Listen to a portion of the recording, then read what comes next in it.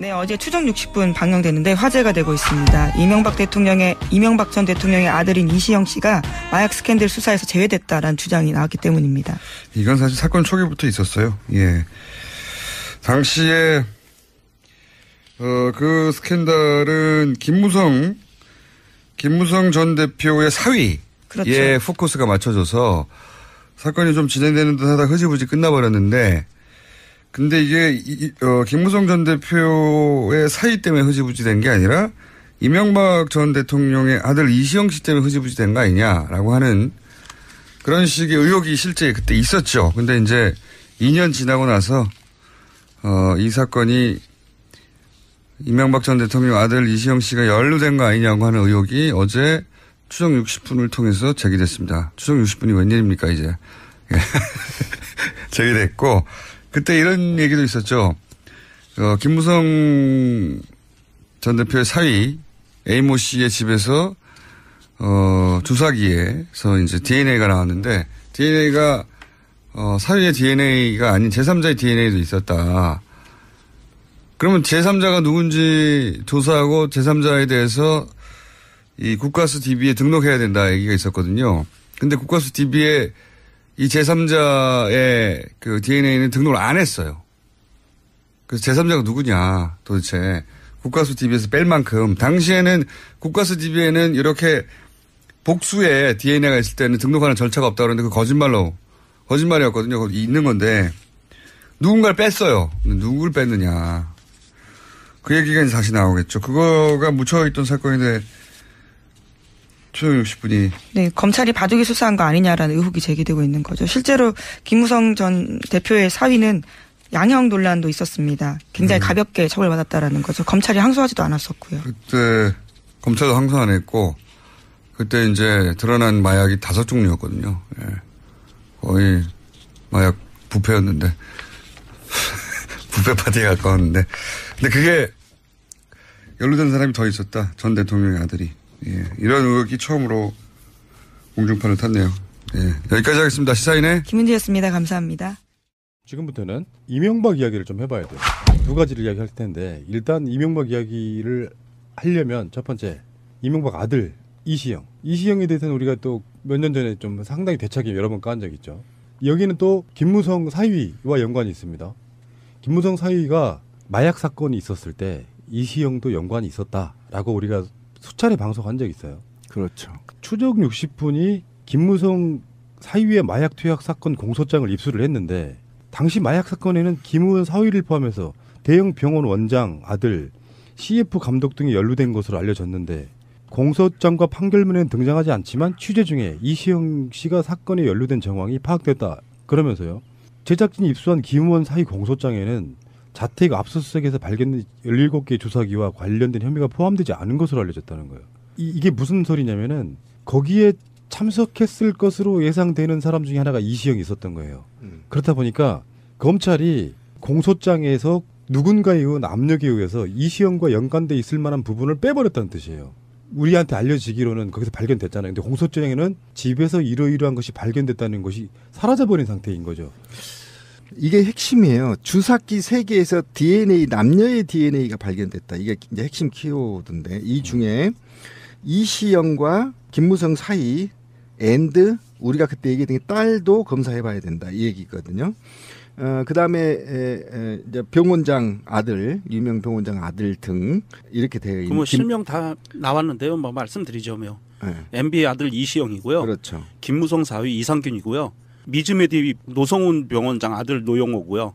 최태민 손자 서현덕이고요. 그렇죠. 여자 가수는 범키 가수 K라고 나오고요.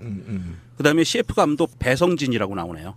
그렇죠. 그리고 탤런트는 이태임이라고 나와요. 자, 그런데 여기에서 지금 실형을 받은 사람은 한 명이죠. 이 3년형도 축소 의혹이 지금 제기되고 있는 거잖아요. 원래 마약 수사는 4년에서 9년이 관례인 거죠.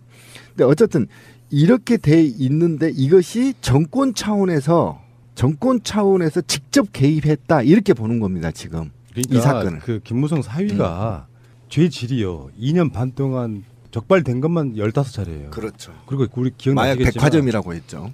온갖 마약 사동원된 거. 이래서 양형 기준의 하한선도 못 미치는. 그렇죠. 그 하한선을 이탈해가지고 결국은 집행유예를 선고했는데 문제는 김무성 때문이 아니고 우리는 지금까지 김무성이 빽서갖고 사위를 봐주게 된 남력을 행사한 게 아니냐였는데 알고 봤더니 거기 이시영이 관련된 정황 때문에 그렇죠. MB가 직접 손 썼다. 그렇죠. 이런 의혹인 거예요. 그래서 거기에 이제 최교일이 MB맨이 매관매직을 했다는 거 아닙니까? 자기가 어쨌든 MB맨으로서 지검장까지 했고 그다음에 지금 사실은 국회의원 자유한국당이 국회의원까지 이제 영입된 거잖아요. 영전된 거죠. 쉽게 말하면. 최교일이가 큰일한 거죠. 그렇죠. 이게 매관매직인 겁니다. 그러니까 최교일이 당시에 자기 마약 전문인도 아닌데 이 사건을 도맡아서 진행을 했고 그리고 최교일의 후배 검사가 수사를 진두지휘한 이 사건으로 이 사건 하나만 보더라도 이명박이 직접 개입됐을 가능성이 굉장히 높다. 이시영 부분은 빼버리고 김무성 사위는 말도 안 되게 집행유예로 해버리고 뭐 검찰이 원래 공소 기소라는 게 그런 거잖아. 이 사람한테 죄를 주세요잖아. 근데 법원이 말도 안 되는 집행유예를 내니까 검찰은 항소를 하지 않아요. 그렇지. 왜 국정원 여직원 감금 사건 있잖아요. 이것도 항소를 하는 검찰이 이런 식이었다는 거고 그게 검찰의 적폐인 거고 좀 전에 이야기했던 세월호 문제 관련한 것도 검찰의 적폐잖아요. 그렇죠. 얼마큼 뿌리 깊은 적폐가 있는지 보여주는 거고요. 그리고 하나 더 이야기할게요. 롯데월드 인허가 정말 예민한 문제가 터졌는데 청와대 안보실에서 발견된 문서가 이제 그 내용이 다 담겨져 있다라는 것이죠. 성남 비행장 3도 각도 틀기. 실제로 롯데가 이명박에게 어마어마한 로비했다는 정황들이 있어요. 롯데면이 이명박의 측근으로 들어간다든지 서로 간의 인맥 교환이랄까요? 이런 것들이 이루어지는 과정 속에 어마어마한 로비가 들어가서 결국엔 롯데가 국방부의 반대에도 불구하고 지금 현재 롯데월드타워 123층짜리인가요? 네, 그것을 세우게 되는 과정에 어마어마한 비리가 개입돼 있을 것이다 이런 거예요. 천문학적인 비리가 개입됐을 거라고 보고요. 지난 수년 동안 국방부 장성급들이 다 반대해왔고 전문가들이 다 반대해왔습니다. 썩은 군대도 반대를 했던 거를 MB가 했는데요. 저는 이게 아까 우리 권 PD가 얘기했는데 이게 돌이킬 수는 없는 거다 이렇게 얘기했는데요. 저는 이 123층을 허물어야 된다고 생각합니다. 준엄 허물함. 공권력이 얼마나 중요한지 보여요. 허물고 이 관련자 모두 다 처벌해야 된다. 상징적으로 한번 이 적폐로 쌓아 올린 이 적폐의 탑 롯데 123층을 허물면 그거 철거하면서도 일자리 창출할 수 있다. 이거 신비의 주장이에요. 그러면서 국가의 공권력의 준엄함을 한번 보여야 된다. 저는 이렇게 생각합니다. 원칙적으로는 찬성인데 현실적으로 가능할까 싶다. 그 부분은 일자리 10만 개 창출 가능합니다. 신동빈이가 잘못했으니까 봐주세요. 우리 국가에 헌납한다면 모를까. 쉽지 않은 얘기고요. 근데 사실 이 사건에 이 비리 열개는 나왔어요. 근데 이게 관련된 자료가 1000페이지가 넘는데요. 이걸 지금 검토하고 있는데 좀 깨놓고 우리들 식으로 이야기하면 이런 거예요. 이명박은 롯데로부터 우리의 상상하기엔 어마어마한 커미션을 받았을 가능성이 있잖아요. 그냥 해주는 법이 어디서 우리 몇 년 전에 방송에도 그런 이야기 했어. 이명박이 그냥 해줄 리는 없잖아요. 법을 어겨가면서까지. 그런데 그거를 이명박이 결정해서 결국에는 군사 비행장을 불편하게 만드는 국가 세금은 훨씬 더 쓰여지게 만들면서 개인 롯데에게는 어마어마한 이익을 줬는데 그 사이에 존재하는 커미션이 얼마일까인 거지. 어마어마하죠. 그리고 지금도 이제 3도 틀었다고 해서 안전한 게 아니에요. 비상시 때 굉장히 위험한 방해물로 롯데가 돼 있고 그다음에 제가 염려하는 거는요. 왜 롯데월드 제2롯데월드 청사라고 해야 되나? 롯데월드 건물을 부셔야 된다고 생각하냐면 이런 엄청난 특혜나 로비로 비용을 많이 썼을 거고 저는 부실공사라고 우려하는 겁니다. 부실공사를. 부실공사가 우려되면요. 건축의 안정성의 문제가 계속 대두되고 있지 않습니까? 인근 지하수 문제도 생기고요. 이런 문제로 인해서 더 많은 희생자가 발생할 수 있다고 보는 거예요. 그래서 이것과 관련해서는 정말 굉장히 섬세하게 수사를 해야 된다. 그리고 이 인허가 과정에서 온갖 특혜와 그다음에 우리가 지금 거론되지 않고 있는 건교부 산하교죠. 이게 지금 인허가 문제가 건교부가 얼마만큼 특혜를 줬고 얼마나 감시감독을 제대로 했는지까지 정확하게 분석이 돼야 된다. 수사가 돼야 된다. 그렇지 않을 경우에 제3의 피해자가 발생할 가능성이 굉장히 높아서 이 사건은 단지 MB 정부의 부정부패를 넘어야 되는 거예요. 안정성까지 수사가 완료돼야만 국민들이 인정하게 될 거다. 자기들이 정당하게 어떤 입찰을 따낸다거나 이렇게 돼야 되잖아요. 정권 핵심 또는 대통령 이런 사람들과 연계를 지어가지고 뭔가를 따내는 방식으로 지금까지 해왔던 거. 이것도 이제 일종의 적폐 중에 엄청난 적폐인데 사실 적폐의 시작은 이명박이고요. 그 이명박이 만들어놓은 토대 내에서 박근혜 5년간이 더 썩어버린 사건이고 실제로 이명박은 교묘하게 지금 법을 피해가 있지만 적폐 청산의 가장 타겟은 저는 이명박이 될 수밖에 없다고 생각이 듭니다. 그래서 이명박 쪽에서는 계속 언론 플레이하고 있거든요. 이건 정치 보복이다 이런 식으로 얘기하고 있고 국민들 마음속에는 5년 동안 박근혜가 이명박을 어떻게 수사할까 했는데 결국은 못한 상태로 끝났거든요. 이명박은 생명이 좀 연장된 측면이 있지만 제가 봤을 땐 그래요. 국민들한테 이명박을 어떤 식으로든 단죄하지 않으면 개혁이 안 됐다고 생각할 거예요. 근데 하늘이 덮고 있다고 그러잖아. 문재인 대통령은 이상하게 그런 문건들이 쏙쏙 나와. 마치 짠 듯이. 그 문건 있잖아요. 제가 좀 할 얘기가 있는데 공무원이 임기가 끝나면 문건 캐비넷 다 비우거든요. 그렇잖아요. 다 비워요. 제가 우리 방송에서 수차례 얘기했죠. 비리 공무원은 감각적으로 서류를 잘라야 돼. 네? 20개가 넘는 파쇄기를 전부 다 그것도 혈세로 사가지고 들어갔단 말이에요. 다 잘랐는데 천사가 하늘에서 내려와서 우렁각시도 아니고. 예, 아니 진짜요. 천사가 내려와서 기록물 보관소에 가서 복사해서 쫙 갖다 놓으셨잖아요. 이건 정말 하늘이 도운 대통령이에요. 그죠? 제가 다시 한번 환기시키면서 이 롯데월드 타워 이 부분에 대해서 진행 과정을 좀 한번 잠깐만 복기해드리면 노무현 대통령 때 성남공항의 안전을 확보하려면 동편활주로 각도를 7도 정도를 틀어야 하고 이를 위해서 1조 2천억 정도의 비용이 들 거라고 롯데월드 타워에 관련돼서 7도를 틀고 1조 2천억의 비용이 들 거다라고 추산하고 건물 높이를 50층으로 제한을 했었어요. 그리고 나서 이명박으로 바꾸면서 이명박은 7도 틀어야 되는 거를 3도만 변경을 하게 해요. 그래서 투입되는 비용이 1조 2천억에서 3천억 원으로 낮춰져요. 그래서 그 조건으로 3도로 변경되면서 롯데가 9천억 원의 돈을 아끼는 거예요.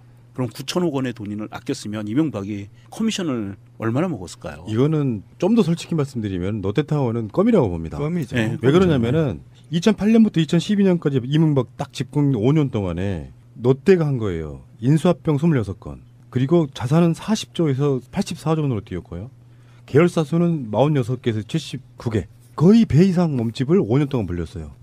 요거는 정권의 비호가 없이는 사실상 불가능한 거거든요. 그리고 어떤 롯데를 통해서 회계 법인, 중국 법인을 통해서 자금 세탁했을 가능성도 굉장히 높죠. 이 문제도 제가 언제 한번 얘기를 했는데 HBC은행과 관련해서 굉장히 국내 자금 유출 관련도 이명박과 관련이 있을 거라고 보고요.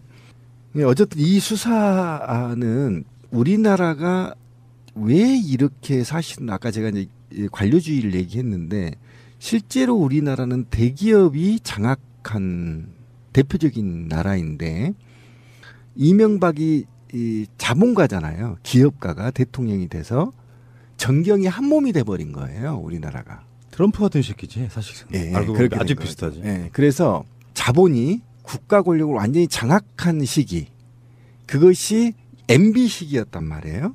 근데 이 MB 때 대표적인 자본 권력이 국가 권력을 완전히 장악한 계기를 마련한 게 바로 롯데고 상징적인 건물이란 말이에요. 이 롯데가. 그랬더니 현대 전투에서 공군은 승패를 좌우하는 겁니다. 근데 이 공군의 모든 관련자들이 대부분 다 반대를 했고 지난 15년 동안 반대해왔던 겁니다. 근데 이거를 MB 주새끼가 들어와서 완전히 다 국가 보안이고 뭐고 다 필요 없이 다 허물고 롯데월드를 지었단 말이에요. 이 롯데월드는 제2 롯데월드 건물은요. 대한민국의 자본들의 상징이에요. 부패한 자본들의 상징, 적폐 자본들의 상징.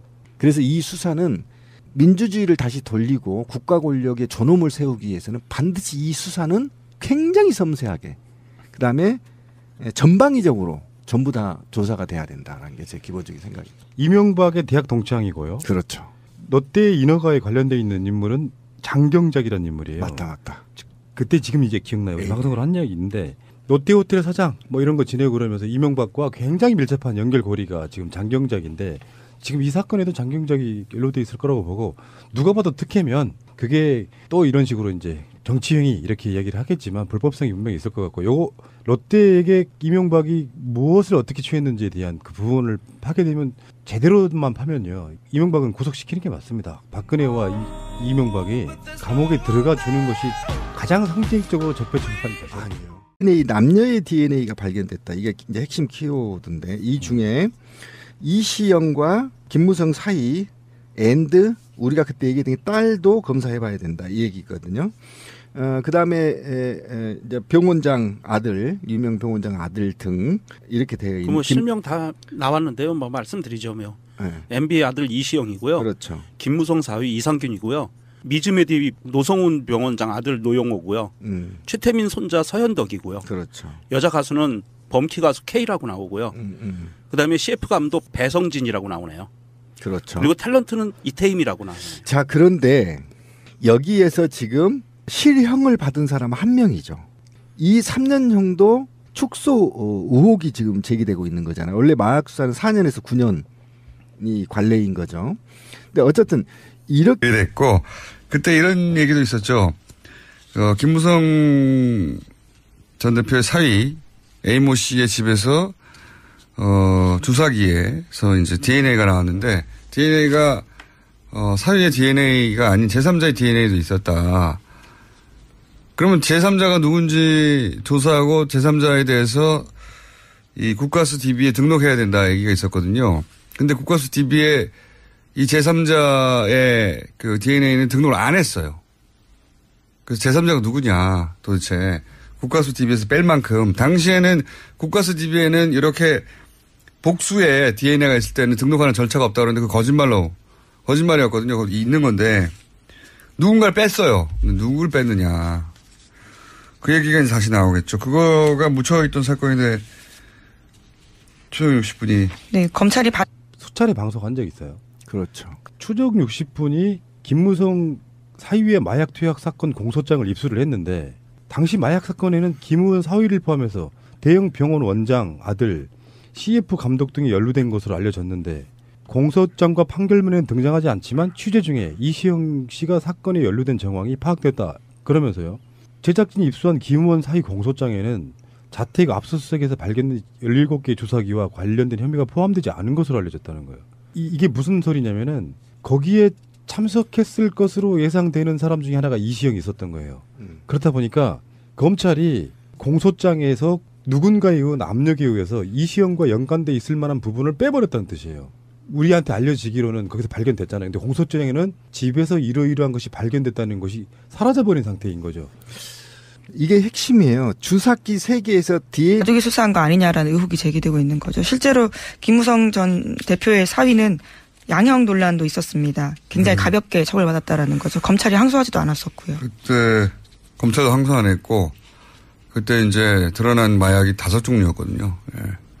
거의 마약 부패였는데 부패 파티에 가까웠는데 근데 그게 연루된 사람이 더 있었다. 전 대통령의 아들이. 예. 이런 의혹이 처음으로 공중파를 탔네요. 예. 여기까지 하겠습니다. 시사인의 김은지였습니다. 감사합니다. 지금부터는 이명박 이야기를 좀 해봐야 돼요. 두 가지를 이야기할 텐데 일단 이명박 이야기를 하려면 첫 번째 이명박 아들 이시영. 이시영에 대해서는 우리가 또 몇 년 전에 좀 상당히 대차게 여러 번 깐 적 있죠. 여기는 또 김무성 사위와 연관이 있습니다. 김무성 사위가 마약 사건이 있었을 때 이시영도 연관이 있었다라고 우리가 네, 어제 추적 60분 방영되는데 화제가 되고 있습니다. 이명박 전 대통령의 아들인 이시영 씨가 마약 스캔들 수사에서 제외됐다라는 주장이 나왔기 때문입니다. 이건 사실 사건 초기부터 있었어요. 예. 당시에 그 스캔들은 김무성 전 대표의 사위에 그렇죠. 포커스가 맞춰져서 사건이 좀 진행되는 듯 하다 흐지부지 끝나버렸는데 근데 이게 김무성 전 대표의 사위 때문에 흐지부지 된 게 아니라 이명박 전 대통령의 아들 이시영 씨 때문에 흐지부지 된 거 아니냐라고 하는 그런 식의 의혹이 실제 그때 있었죠. 근데 이제 2년 지나고 나서 이 사건이 이명박 전 대통령 아들 이시영 씨가 연루된 거 아니냐고 하는 의혹이 어제 추정 60분을 통해서 제기됐습니다. 추정 60분이 웬일입니까 이제.